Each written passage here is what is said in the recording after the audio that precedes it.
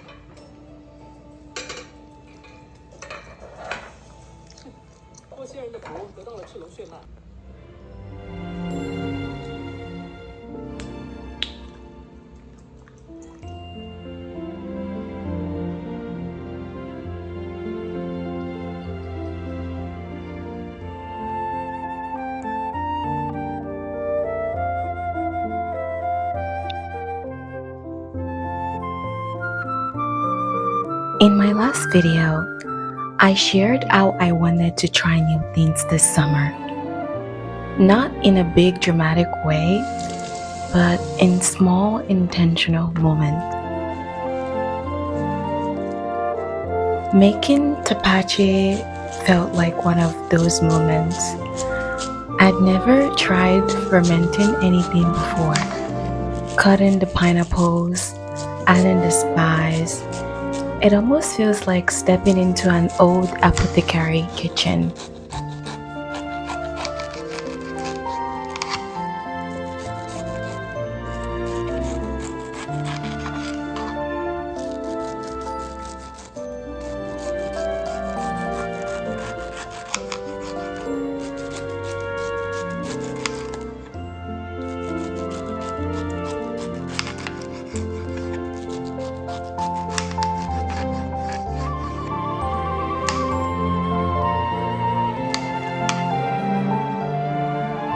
It was really such an exciting feeling, waiting for the Tepache to ferment, checking it every day, and just learning to enjoy the process and not just the outcome.